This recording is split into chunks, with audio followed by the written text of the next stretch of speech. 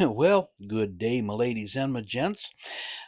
Here's kind of part two of my videos for the day. I thought I would do these in two separate so y'all wouldn't be listening to me for too awful long. Um, but I got my next project on board, and it's going to be a bit of a doozy. Let's see. Where did I put it? Where did I put it?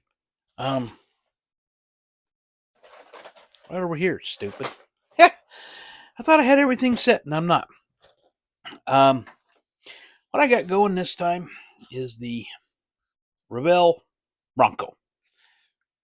Just your good old. I'm still looking for the box top. I think I left it in the other room. Anyway, this is going to be interesting. Uh, I got a whole bunch of parts to go with it, along with a bunch of diagrams, and I'm going to get the camera turned around and show you what I got going because it's going to be fun. Talk to you in a sec. All right, my ladies and my gents.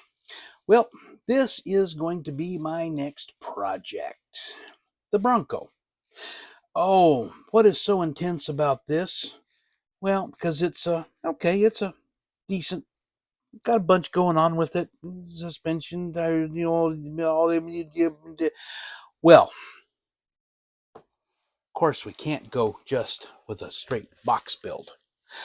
Oh, heavens, no. We have, of course, the box, along with the body. Okay, we'll get to this in a minute because first, we are going to be talking about my little box of goodies here. Excuse me. First, let me get these out of the way. I got this from, let me zoom in on these, from Big Guy's Garage. It is a direct replacement for a first gen Bronco front axle. The front axle on these are not that impressive. They're kind of blah. This is a direct replacement for it. It drops right in place. So you don't have to, do any kind of modifications or anything. And talking about that, let's see, where is it? Where is it? There it is. We also have the Bronco upgrade kit from BCG Resins. It's a 3-inch lift, and it's a direct replacement for the kit parts. You basically drop it in, and then you drop in the kit parts. Well, in this case, we're going to take on the front axle. We're going to put that axle. So the whole suspension and front axle is going to be 3D resin. This also comes with a 2 jerry cans and a carrying case, and it has a high lift jack, heavy front bumper, and with a winch setup and a heavy rear bumper on it. It also comes, one option is with a set of wheels, and these will fit. They're bigger wheels, of course, and they'll fit right into the wheel wells, so you don't have to do any carving. So you got that. So now we're going back to, I'm not sure if these are from MCV products or Iceman. I don't remember, so I'm just going to leave it. Hey, I got these online. But the kit parts, the handles, are a little more than blobs of plastic. So I'm not even going to bother with them. I'm going to use some of these. Let's see. And then the other, this is from Iceman. Of course, you can see. I got CBs. I got a couple of CBs. They look a little like Cobra 29s, which is a really popular model of radio for the truckers. And it comes with a couple of external speakers, and it's got one that's a full length and one that's just a front here as far as the radios go. So You can mount this under the dash and not have to worry about trying to hide all of that. So I may do that. Comes with a couple of speakers, a big one and a small one. Has a couple of microphones. You provide your own wire, mic wire, and a couple of little mounts for the antennas. In this, I also have,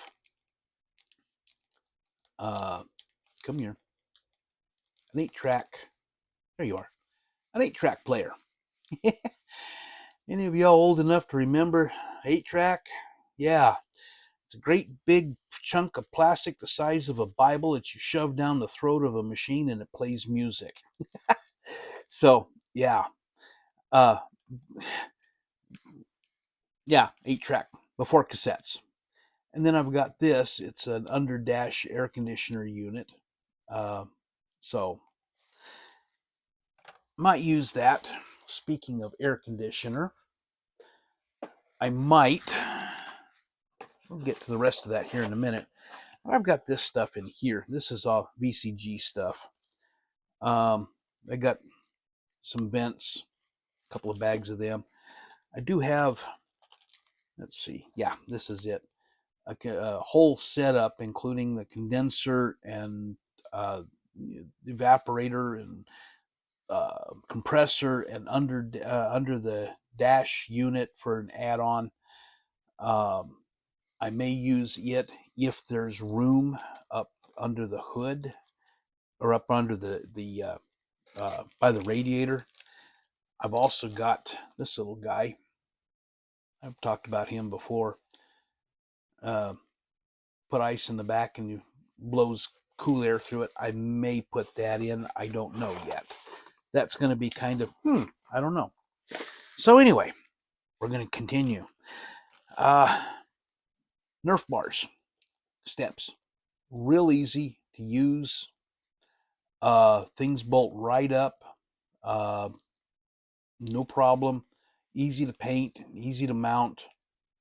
So just have to do a little bit of fitting, and otherwise it works real well. Let's see. I'm going to put some KC lights on it somewhere. Not quite sure where. Maybe along the front. I can either use the bar here, and that actually is notched to fit on a roll bar, or I can mount some of these right on a front bumper. Kind of depends. I'll see what I got, but I'm thinking really strong about using at least a couple of them. Oh, what have we got? What have we got? Oh, all kinds of goodies. I've got exhaust set up in case I can't use the kit exhaust. I've got some thrush mufflers and a crossover kit, exhaust kit. Got all kinds of little gaskets and connectors and thingies for making your own exhaust system. So I don't know. That's kind of sitting there if I can't use the other. Exhaust, we're continuing on. Exhaust tips. These are the gray ones are all BCG resins. The aluminum ones are from Boy in England. I picked up them. I also got a set of glass packs from them. But all of the rest of them are VCG resin. I'm not sure yet what I'll use there.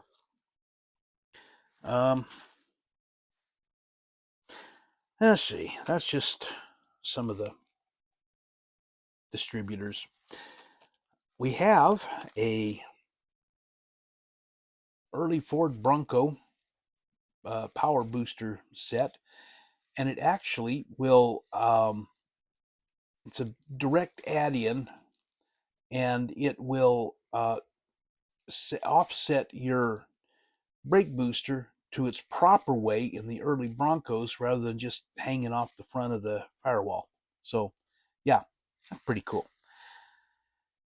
Steering wheel, picked this up from Josh not too long ago. This is one of them. I'm going to go ahead and use it because the one that comes with the kit is bleh. Then we got an early Bronco, I guess call it a range selector. It's the one we go 2-wheel drive to 4 high to 4 low, and it's actually what they put in the early Broncos. So yeah, that's pretty cool. And then to power everything. Oh, we're not done. I picked this up from Josh couple of 3 years ago. It's one of his earlier ones. A Ford 302 small block performance engine. Got a 4-barrel carb, kind of got some nifty headers, and I'm putting a Dana 20 behind everything. This is for the transfer case, and I'm going to be using a 3-speed top loader in order to maintain the 3-speed tree on the tree that comes with the kit, because it's got the clutch and everything in it, and it's got the shifter on the tree. So we're going to maintain a 3 on the tree, and the only one that of Josh's standard transmissions that match that is a top loader. So we're going to do that and have fun putting that together. It's one, like I said, one of his older ones. So got that. And then of course I've talked about the air conditioners. I've got all the other happy stuff. I got my seatbelt. Well, let me zoom out. Seatbelt hardware, various types that I picked up from various places, and put seatbelts in it. I've also got 5 rolls of ribbon of various colors. So yeah, towing and winches. Picked up over the time. I picked up several sets of hitches that can go under cars, and basically accessories to put on front of trailers if you want to do your own trailer. The kit comes with a hitch, but it doesn't come with the receiver, and it kind of fits around the gas tank on the frame, and these don't quite fit. So I'm going to do that, and then I'm going to use a little bit of square styrene tube. It's big enough for this, and I'm going to basically make a receiver for it. So got that. Yeah, I got, of course, the spark plug wires, radiator hoses. Now here's what part that's where it's going to really start getting insane. I went looking, and let's zoom in a little box here. I finally figured out, I did the half cab before, and I figured out this is the electronic ignition module. And you also have right down here, you see, let me get give me a little pointer. This little gadget here is actually the starter solenoid. On a lot of these Fords, they had one separately, and then on here they had a starter that just fired off without using the solenoid that was built on top of the starter like you have on most others. It's already got the solenoid there. It's got the ignition module. It's got your battery. Well, we got the VCG resins motor. Okay. It's going to get spark plug wires. Okay. We got the ignition module. We got the starter solenoid. Okay. So what kind of insanity we're going to do? Wiring. Whole wiring harness. This is going to be a first for me for the whole shebang. Went online looking to try to figure out the best way to wire it, and I came across, this is some of it, what I found, and it's got all this, and it shows where things go which way, and where they go, and how they go, and where and when, and all the routing and of everything of these wires. Got that. This page shows the routing for the lights, and it follows along the same path as some of the ignition, you can see, and it even shows the takeoff between the two. Get all that wires run. Okay, so we're going to wire for the wiring there. Then I got a couple of here that are ignition and so forth. Oh, I printed that one twice. Okay, well, I'm not going to talk about that one then. It shows the colors in addition to where they go, what attaches where, which attaches what, how they run. And I got a little bit simplified version here about what goes where. for just the ignition and the starter.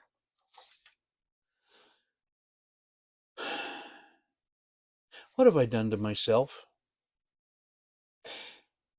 Guess who's wiring the entire